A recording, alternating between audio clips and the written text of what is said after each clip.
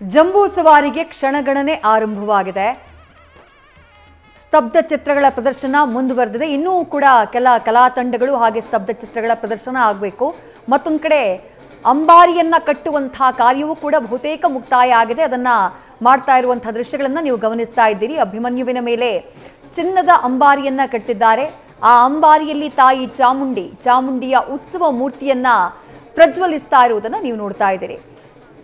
ಜೊತೆಗೆ ಕುಮ್ಕಿ ಆನೆಗಳು ಕೂಡ ಕಾವೇರಿ ಹಾಗೆ ರೂಪ ಆನೆಗಳು ಅಭಿಮನ್ಯುವಿಗೆ ಸಾಥನ್ನ ಕೊಟ್ಟಿದ್ದಾವೆ. ನಮ್ಮ ಅತಿಥಿಗಳು ವಿವರಿಸ್ತಾ ಇದ್ರು ಅಂಬಾರಿಯನ್ನ ಕಟ್ಟುವಂತಹ ಸಂದರ್ಭದಲ್ಲಿ ಎಷ್ಟು ಜಾಗರೂಕರಾಗಿರ್ಬೇಕಾಗತ್ತೆ, ಜೊತೆಗೆ ಎಷ್ಟು ಕರಾರುವಕ್ಕಾಗಿ ಅಂಬಾರಿಯನ್ನ ಕಟ್ಟಬೇಕಾಗತ್ತೆ ಅಂತ ಹೇಳಿ. ಯಾಕಂದ್ರೆ ಸ್ವಲ್ಪ ಹೆಚ್ಚು ಕಮ್ಮಿ ಆದ್ರೂ ಏನಾದ್ರೂ ತೊಂದರೆಗಳು ಎದುರಾಗಬಹುದು ಅಥವಾ ಅಭಿಮನ್ಯುವಿಗೆ ಅದು ಕಷ್ಟ ಆಗಬಹುದು, ಅದರಿಂದಾಗಿ ಬೇರೇನೋ ಸಮಸ್ಯೆಗಳು ಎದುರಾಗಬಹುದು. ಆ ಕಾರಣಕ್ಕಾಗಿ ಅಂಬಾರಿಯನ್ನ ಕಟ್ಟುವಂತಹ ಸಂದರ್ಭದಲ್ಲಿ ಸಾಕಷ್ಟು ಸಮಯ ತಗೊಂಡು ಬಹಳ ಕರಾರುವಕ್ಕಾಗಿ ಅದನ್ನ ಕಟ್ಟುವಂತಹ ಪ್ರಕ್ರಿಯೆಯನ್ನ ಮಾಡ್ತಾರೆ. ಜೊತೆಗೆ ಮೊದಲೆಲ್ಲ ಆ ಮುಂಭಾಗದಲ್ಲಿ ತಗಡಿನ ಶೀಟನ್ನ ಹಾಕಿದ್ದನ್ನ ನೀವು ಆಗ್ಲೇ ಗಮನಿಸಿದ್ರಿ. ಯಾಕಂದ್ರೆ ಹೆಚ್ಚಿನ ಸಂಖ್ಯೆಯಲ್ಲಿ ಜನ ಸೇರಿಬಿಡ್ತಾರೆ ಅನ್ನುವಂತಹ ಕಾರಣಕ್ಕಾಗಿ ಆ ತಗಡಿನ ಶೀಟನ್ನ ಹಾಕಲಾಗಿದೆ. ಜನರ ಸಂಖ್ಯೆಯನ್ನ ಕಡಿಮೆ ಮಾಡಲಾಗಿದೆ. ಅಂಬಾರಿಯನ್ನ ಕಟ್ಟುವಂತಹ ಆ ಜಾಗದಲ್ಲಿ ಯಾರು ಅದಕ್ಕೆ ಸಂಬಂಧಪಟ್ಟವರಿದ್ದಾರೋ ಪೊಲೀಸ್ ಅಧಿಕಾರಿಗಳು, ಜೊತೆಗೆ ಅರಮನೆ ಆಡಳಿತದವರು, ಜೊತೆಗೆ ಜಿಲ್ಲಾಧಿಕಾರಿಗಳು, ಸರ್ಕಾರ ಪ್ರಮೋದಾದೇವಿ ಒಡೆಯರ್ ಅವರನ್ನ ನೀವು ಗಮನಿಸ್ತಾ ಇದ್ದೀರಿ. ಅರಮನೆಯ ಆ ಮೇಲ್ಭಾಗದಿಂದಾನೇ ನಡೀತಾ ಇರುವಂತಹ ಪ್ರಕ್ರಿಯೆಗಳನ್ನ ಪ್ರಮೋದಾದೇವಿ ಒಡೆಯರ್ ಅವರು, ರಾಜಮಾತೆ ಪ್ರಮೋದಾದೇವಿ ಒಡೆಯರ್ ಅವರು ಗಮನಿಸುತ್ತಿದ್ದಾರೆ. ಆ ದೃಶ್ಯಗಳನ್ನ ಕೂಡ ನೀವು ನೋಡ್ತಾ ಇದ್ದೀರಿ. ಸಂಭ್ರಮ ಕಳೆಗಟ್ಟಿದೆ. ಅಲ್ಲಿಗೆ ಜಂಬೂ ಸವಾರಿಗೆ ಕೌಂಟ್ ಡೌನ್ ಆರಂಭ ಆಗಿದೆ. ಇನ್ನು ಕೆಲವು ನಿಮಿಷಗಳು ಮಾತ್ರ ಬಾಕಿ ಇರೋದು. ಹೆಚ್ಚು ಕಮ್ಮಿ ಕೊಟ್ಟಿರುವಂತಹ ಮುಹೂರ್ತವನ್ನೇ ನಾವು ನೋಡೋದಾದ್ರೆ ಇನ್ನೊಂದು 45 ಮಿನಿಟ್ಸ್ ಬಾಕಿ ಇದೆ ಅಂತ ಅನ್ಸುತ್ತೆ. ಅಷ್ಟರಲ್ಲಿ ಜಂಬೂ ಸವಾರಿಗೆ ಅಂಬಾರಿಗೆ ಪುಷ್ಪಾರ್ಚನೆಯನ್ನ ಮಾಡುವ ಮೂಲಕ ಜಂಬೂ ಸವಾರಿಗೂ ಕೂಡ ಚಾಲನೆಯನ್ನ ನೀಡಲಾಗುತ್ತೆ. ಮಹಾರಾಜರುಗಳ ಕೊಡುಗೆಗಳ ಬಗ್ಗೆ ನಾವು ಮಾತನಾಡ್ತಾ ಇದ್ವಿ. 10ನೇ ಚಾಮರಾಜ ಒಡೆಯರ್ ಅವರ ಕೊಡುಗೆ, ಮಹಾರಾಜರುಗಳ ಕೊಡುಗೆಗಳನ್ನು ನಾವು ಮಾತನಾಡ್ತಾ ಇದ್ವಿ. ಬ್ಯಾಲೆನ್ಸ್ ಇರೋದು ಅಂದ್ರೆ ನಾವು 10ನೇ ಚಾಮರಾಜ ಒಡೆಯರ್ ಅವರ ಬಗ್ಗೆ ಮಾತನಾಡಬೇಕು, ನಾಲ್ವಡಿ ಕೃಷ್ಣರಾಜ ಒಡೆಯರ್ ಅವರ ಬಗ್ಗೆ ಮಾತನಾಡಬೇಕು, ಹಾಗೆ ಜಯಚಾಮರಾಜೇಂದ್ರ ಒಡೆಯರ್ ಅವರ ಬಗ್ಗೆ ಮಾತನಾಡಬೇಕು. ಮೊದಲನೇದಾಗಿ 10ನೇ ಚಾಮರಾಜ ಒಡೆಯರ್ ಅವರು ನಾಡಿಗೆ ಕೊಟ್ಟಂತಹ ಕೊಡುಗೆಗಳನ್ನು ಕ್ವಿಕ್ ಆಗಿ ತಿಳಿಸಬಹುದಾ ಅಂತ ಹೇಳಿ, ಅದಾದ ನಂತರ ನಾವು ಈ ದಸರಾದ ಬೇರೆ ಬೇರೆ ಆಚರಣೆಗಳಿಗೆ ಹೋಗ್ಬಿಡೋಣ ಅಂತ ಹೇಳಿ ಸರ್. ನಂಜರಾಜ ಸರ್, 10ನೇ ಚಾಮರಾಜ ಒಡೆಯರ್ 10th ಚಾಮರಾಜ ಒಡೆಯರ್ ಅವರದ್ದು ಸಾಧನೆಗಳೇನು ಅಂತ ಕೇಳ್ತಾ ಇದ್ದಾರೆ ನಿಮ್ಮನ್ನ. ಅವ್ರ ಸಾಧನೆ ಹೌದು, ಮುಮ್ಮಡಿ ಕೃಷ್ಣರಾಜ ಒಡೆಯರ್ ನಂತರ ಅವರು ಬರ್ತಾರೆ.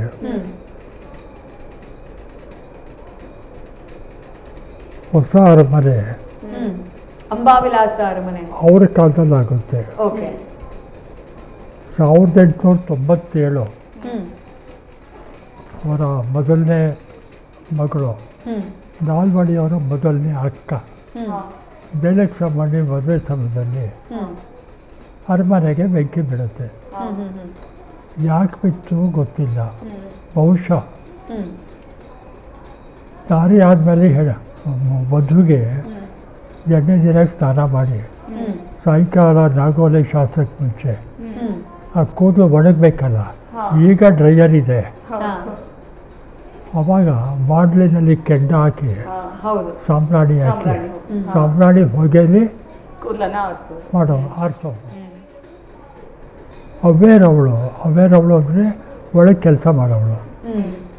ಬಹುಶಃ ಕೂದಲು ಒಳಗೆ ಸಾದ ಮೇಲೆ ಬಹುಶಃ ಆ ಕೆಂಡನ ಅಲ್ಲೇ ಬಿಸಾಕಿದ್ದಾಳೆ, ಅಲ್ಲ ಕಂಬದ ಅಡಿಯಲ್ಲಿ ಬಿಸಾಕಿದ್ದಾಳೆ. ಕಂಬ ಮರದ ಅರಮನೆ, ಅದು ಮರದ ಅರಮನೆ ಹಳೇದಿದ್ದು. ಮುಮ್ಮಡಿ ಕೃಷ್ಣರಾಜ ಒಡೆಯರ್ಗೆ ಕಟ್ಕೊಟ್ಟಿದ್ದು.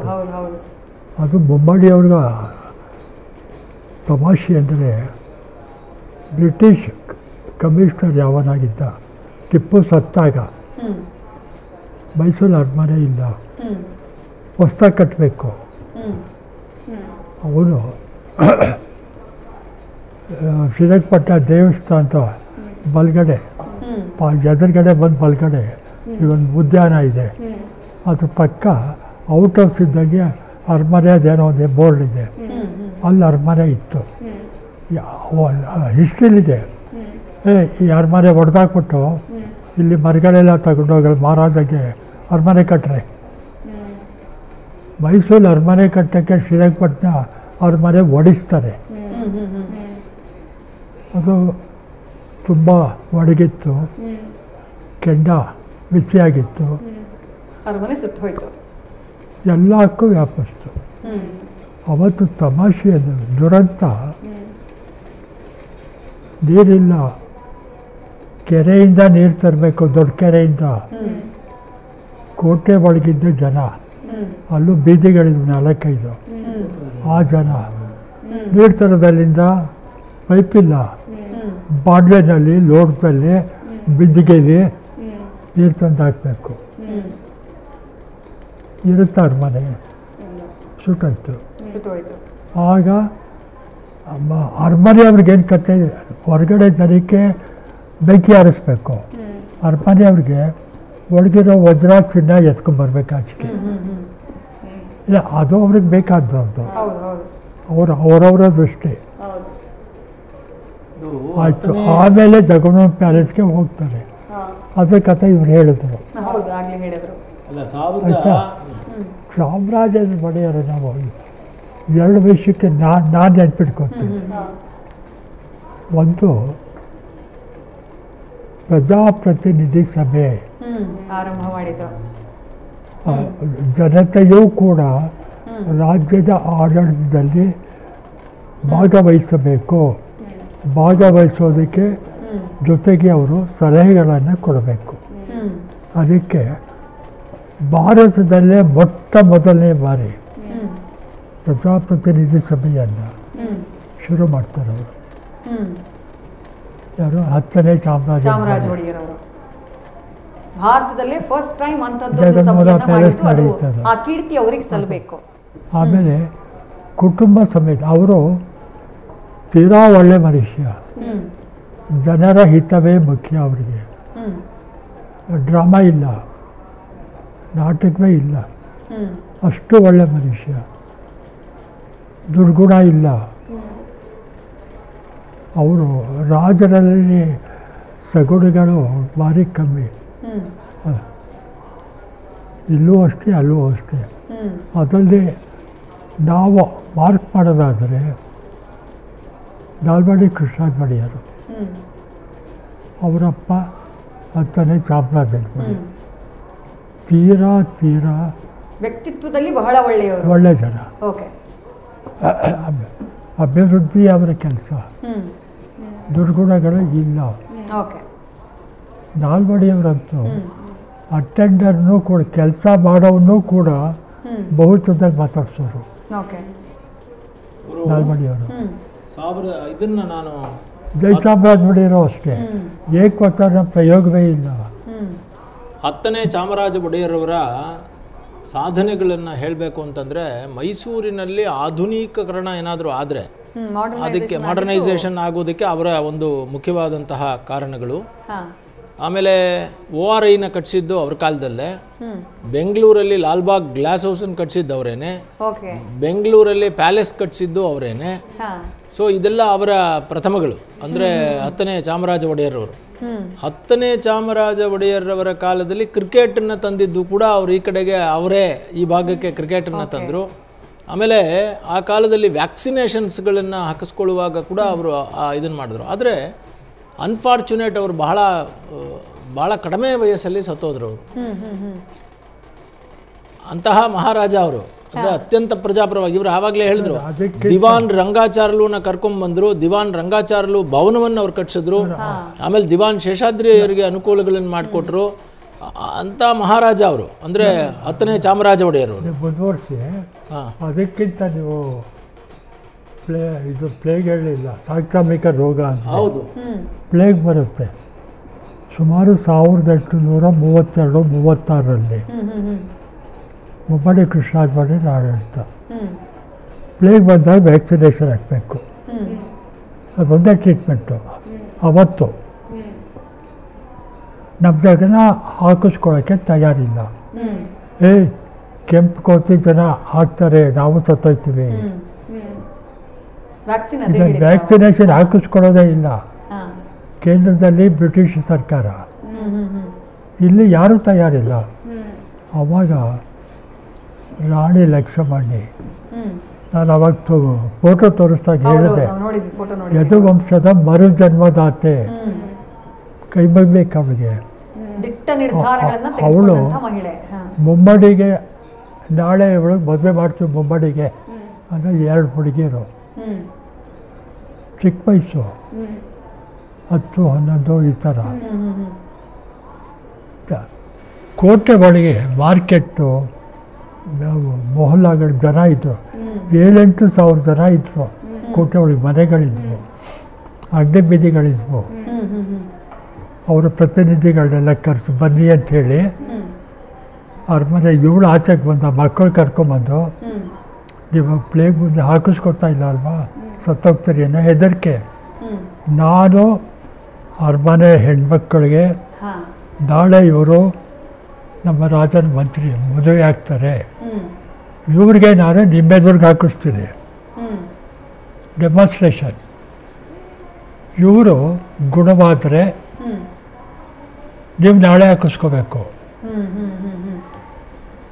ಅಂತ ಹೇಳಿ ಎಲ್ಲರ ಜನರ ಸಮ್ಮುಖದಲ್ಲಿ ಹಾಕುತ್ತಾಳೆ. 5-6 ಅದು 9 ಹೀಗಾಗಿ ಗುಣ ಆಯಿತು. ಪುನಃ ಕರ್ಕೊಂಬಂದು ತೋರಿಸ್ತಾಳೆ, ಗುಣವಾಗಿದೆ ನೋಡಿ, ನೀವು ಹಾಕಿಸ್ಕೊಂಡು ಸಾಯ್ಬೇಡಿ.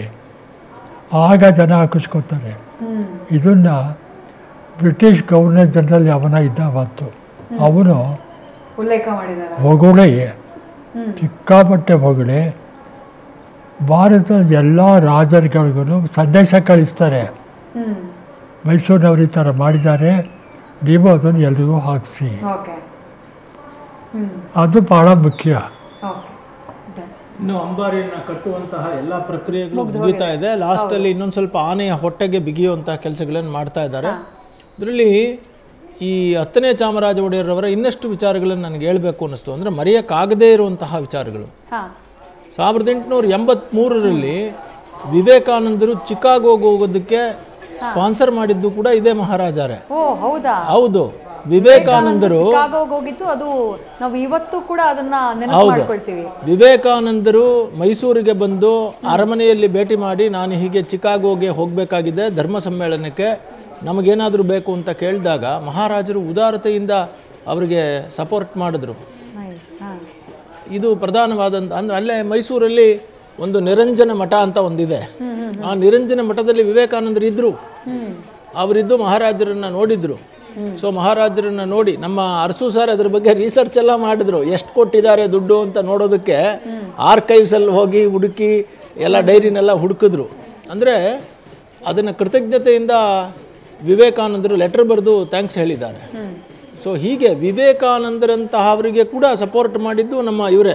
ಆವತ್ತು ನೀವು ಕೇಳ್ಬೋದಾಗಿತ್ತು, ನೀವು ಯಾಕೆ ಚಿಕಾಗೋಗೆ ಹೋಗ್ತಿರ್ರಿ ಬಿಡ್ರಿ ಅಂತ ಹೇಳ್ಬಿಡ್ಬೋದಾಗಿತ್ತು. ಹಾಗೆ ಮಾಡಲಿಲ್ಲ, ಮಹಾರಾಜರು ಸಪೋರ್ಟ್ ಮಾಡಿದ್ರು. ಅದಲ್ಲದೆ ಮಹಾರಾಜ ಸಂಸ್ಕೃತ ಕಾಲೇಜಿನ ಸ್ಥಾಪನೆ ಮಾಡಿದ್ದು ಕೂಡ ಅವರ ಇನ್ನೊಂದು ವಿಶೇಷ. ಅಂದರೆ ಹೇಳ್ತಾ ಹೋದರೆ ಅವ್ರದ್ದು ಬಹಳಷ್ಟು. ಕಲ್ಕತ್ತಾಕ್ಕೆ ಕುಟುಂಬ ಸಮೇತ ಪ್ರಯಾಣ ಹೋಗ್ತಾರೆ. ಅವತ್ತು ಗಂಟಲು ಬೇನೆಗೆ ಅಂತ ಡಿಫ್ತೆರಿಯಾಗೆ ಔಷಧಿ ಇಲ್ಲ, ಡಿಫ್ತೆರಿಯಾ ಬರುತ್ತೆ. 48 ಗಂಟೆಲಿ ಸತ್ತೋಗ್ತಾರೆ. ಕಲ್ಕತ್ತಾಲೆ ಕ್ರಿಮೇಷನ್ ಆಗುತ್ತೆ, ಕಾಳಿಘಾಟ್ಲಿ ಅದೇ ಕ್ರಿಮೇಷನ್ ಮಾಡಿ ಬಾಕಿ ಅವ್ರು ಇಲ್ಲಿಗೆ ಬರ್ತಾರೆ. 10ನೇ ಚಾಮರಾಜ ಒಡೆಯರವರು. ಚಾಮರಾಜ ಅಲ್ಲ, ಚಾಮರಾಜೇಂದ್ರ. ಅವರೊಬ್ಬರೇ ಇಂದ್ರ. ಚಾಮರಾಜೇಂದ್ರ ಅನ್ನೋದು ಅವರೊಬ್ಬರಿಗೆ, ಬಾಕಿ ಅವರೆಲ್ಲ ಕೃಷ್ಣರಾಜ, ಜಯಚಾಮರಾಜ ಈ ಥರ. ಓಕೆ, ಅಂಬಾರಿಯನ್ನು ಕಟ್ಟಾಗಿದೆ, ಆ ಪ್ರಕ್ರಿಯೆಗಳು ಕಂಪ್ಲೀಟ್ ಆಗಿದ್ದಾವೆ. ಇನ್ನು ಜಂಬೂ ಸವಾರಿ ಆರಂಭಕ್ಕೆ ಕ್ಷಣಗಣನೆ. ತಾಯಿ ಚಾಮುಂಡಿಯ ಉತ್ಸವ ಮೂರ್ತಿಗೆ ಪುಷ್ಪಾರ್ಚನೆಯಾಗಬೇಕು. ರಾಜ್ಯದ ಮುಖ್ಯಮಂತ್ರಿಗಳು ಅದನ್ನು ಮಾಡಲಿದ್ದಾರೆ. ಇನ್ನು ಕೆಲವು ಕ್ಷಣಗಳು ಮಾತ್ರ ಬಾಕಿ ಇರುವುದು. ಒಂದು ಚಿಕ್ಕ ಬ್ರೇಕ್ನ ಸಮಯ. ಬ್ರೇಕ್ನ ನಂತರ ಕರ್ನಾಟಕದ ನಿರ್ಮಾತೃ ಅಂತ ಹೇಳಿ ಕರೆದ್ರೆ ತಪ್ಪಾಗ್ಲಿಕ್ಕಿಲ್ಲ, ನಾಲ್ವಡಿ ಕೃಷ್ಣರಾಜ ಒಡೆಯರವರು. ಅವರ ಸಾಧನೆಗಳು, ಅವರು ಈ ನಾಡಿಗೆ ಕೊಟ್ಟಂತಹ ಕೊಡುಗೆಗಳು ಬಹುತೇಕ ಎಲ್ಲರಿಗೂ ಕೂಡ ಗೊತ್ತಿದೆ. ಅದನ್ನು ನಮ್ಮ ಕಾರ್ಯಕ್ರಮದ ಅತಿಥಿಗಳು ಮತ್ತೊಮ್ಮೆ ರೀಕಾಲ್ ಮಾಡುವಂತಹ ಕೆಲಸವನ್ನು ಮಾಡಲಿದ್ದಾರೆ. ಹಾಗೆ ಜಯಚಾಮರಾಜೇಂದ್ರ ಒಡೆಯರ್ ಅವರು ಕೊಟ್ಟಂತಹ ಕೊಡುಗೆ, ಅದ್ರ ಬಗ್ಗೆಯೂ ಮಾತನಾಡೋಣ. ಜೊತೆಗೆ ಜಂಬೂ ಸವಾರಿಯ ನೇರ ದೃಶ್ಯಾವಳಿಗಳನ್ನ ನ್ಯೂಸ್ ಫಸ್ಟ್ ನಿಮ್ಮ ಮುಂದೆ ಇಡ್ತಾ ಹೋಗುತ್ತೆ. ನ್ಯೂಸ್ ಫಸ್ಟ್ ನಿರ್ಭೀತಿಯಿಂದ ನಿಮ್ಮ ಪರವಾಗಿ.